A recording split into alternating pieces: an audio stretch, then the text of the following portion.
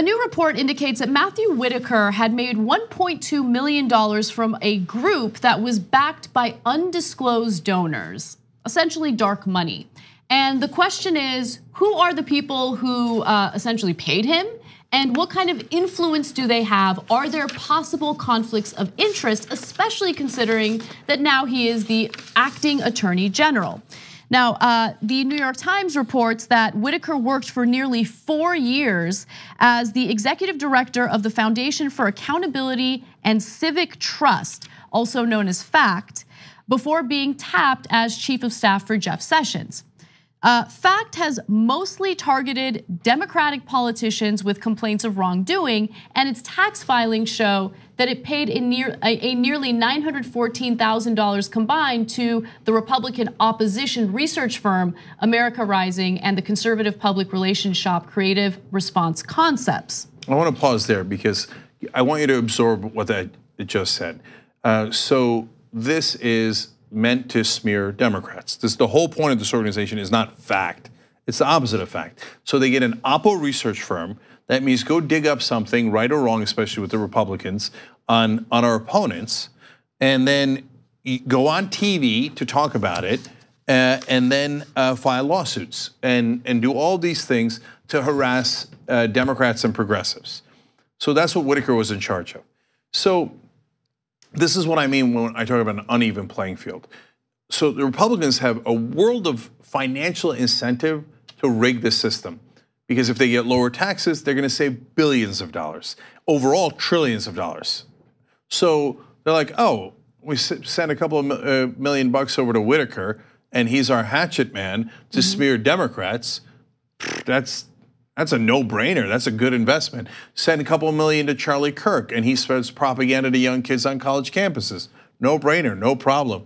So there's all these different organizations that they fund. Oh, spend a lot of money to think tanks, to think and conclude that we are right and they should deregulate our businesses and they should let us pollute into the streams. They should have that lower taxes is somehow magically going to create more federal revenue. On and on it goes. So it's not just bribing of the politicians through campaign contributions and independent expenditures. This is also how they buy our politicians, and it's a circular revolving door. So here's what I mean by that.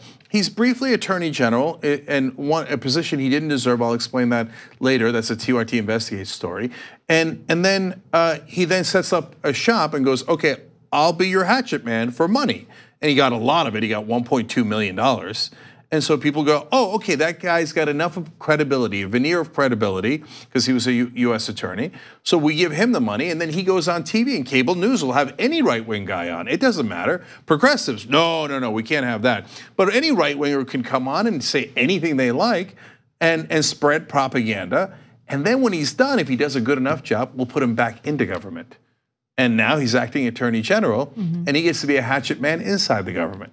And round it goes, and at the end of the day, the donors win everything, and we're all screwed. You want to know how they rigged the system? This is the blueprint for how they rigged the system. And the top expense for FACT was Whitaker's salary. So let's get into the details on that, some of these numbers. So FACT has raised nearly $3.5 million, according to this reporting by Kenneth Vogel and Maggie Haberman. And it was first created in 2014. So since 2014, again, raised $3.5 million. And also it shows that the group's largest single expense was Whitaker's salary. So why do they feel the need to pay him so much? And why is it so important to keep it a secret who funds this organization? Now, FACT applied for a general support grant in April of 2016 from Freedom Partners Chamber of Commerce, a group funded by the network of conservative donors led by the industrialist brothers Charles G. and David H. Koch. So to be fair, they applied for that loan because almost everybody asked for money from the Koch brothers on the right wing, and they usually get it. In that case, it's unclear whether they actually got that money from the Koch brothers, but they did get it from Donors Trust. That's another conservative foundation. They got 1.1 million from Donors Trust, and then apparently 2.4 from other organizations. So in the left wing, getting money is near impossible because left-wing donors do generally do it because they care about the environment or different issues, but they don't have a financial incentive to do it. The right wing thinks it's a great return on investment, and it is, to be fair to them. So they buy every politician, everything related to politics they could possibly buy, which leads us back to the TYT Investigates story that was broken today by Jonathan Larson. So how did Whitaker become this attorney general in the first place for Northern District in Iowa in June of 2004? Well, did he have a big track record? Because that's a big office. He oversaw 27 attorneys in that office. Did he have big jobs like that before? No. In fact, this is funny. He said 10% of the trials that I was involved in were jury trials in his application for the U.S. attorney job. He was involved in 10 trials. So that means he was involved in 1 jury trial. So I mean, he didn't lie. Yeah. In the just 10 trials, that's it. I mean, there's an argument to be made. I was a lawyer for 7 months. I think 9 months when you combine my 2 jobs. I was definitely involved in bigger cases than Whitaker before he became U.S. attorney. That's a fact, okay? You're kind of a big deal. No, my point is I'm a very small deal, and this guy's resume is hilariously, small. 10 cases overall.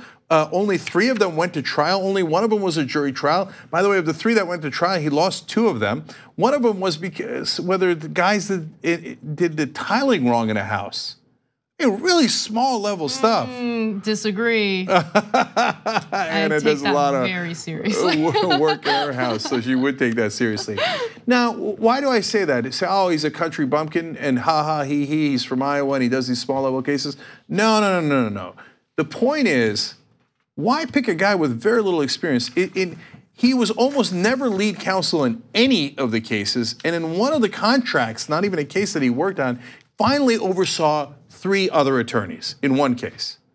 Why would you take that guy with that little experience and make him a U.S. attorney in charge of 27 cases, criminal trials, civil trials, et cetera, right? Because they're not looking for the most qualified lawyer. They're looking for a political man who will do what he's told. Oh, you're a 2-bit attorney who's barely ever been in a courtroom, but you say you'll raise your hand and do whatever political thing we want you to do? Great, you're hired. That was under the Bush administration. And then that was a scandal about the US attorneys and how they got them for political reasons and tried to twist, instead of abiding by the law and enforcing the law, try to do attacks against their political opponents. So what Trump's doing is not necessarily new. It's worse, but not new. So now Trump sees Whitaker and says, oh, here's a hatchet man that Bush hired and did as he was told. And then he hangs up a shingle, and then all these donors that are my donors that I'm friends with and that we're all benefiting from the same tax cuts, et cetera, bribed him to basically smear Democrats. He's like, oh, perfect. And then as part of his job at Fact, he got paid $1.2 million. Man, they have infinite money on the right wing. Okay, and his only job was to go on TV every once in a while and say, oh, Democrat's bad, he's a bad guy, oh, I did Oppo research on him, I don't like him, right? So in the midst of that on TV, he says, oh, Mueller, it's a witch hunt, it's not true. Trump's like, that's my guy. And then they put him in to the Justice Department, and then, by the way, more checks mysteriously show up on a Senate race that he ran in 2014.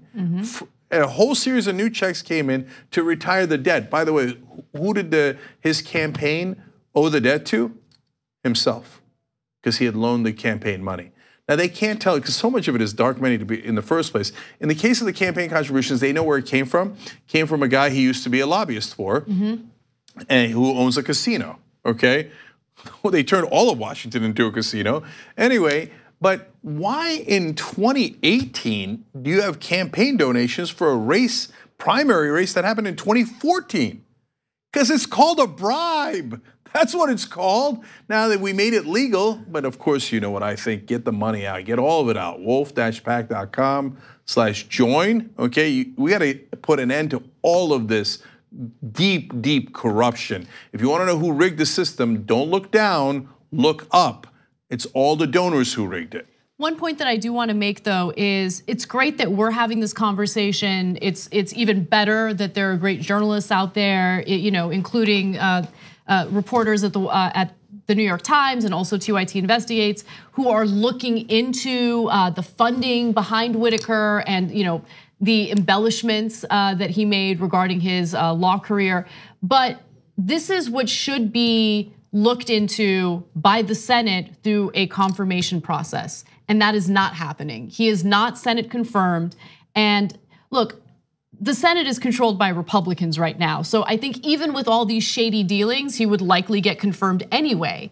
But the fact that he is not having to go through those hearings is telling. And he was not next in line to be the acting attorney general.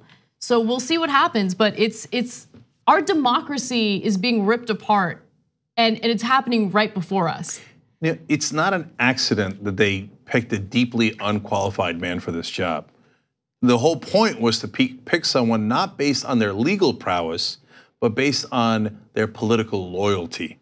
And that's how Whitaker literally made his money.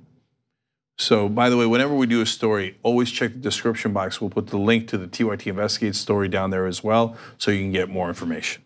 2 easy ways to follow the Young Turks. One is hit the subscribe button down below, then you're a TYT subscriber. And second is ring the bell.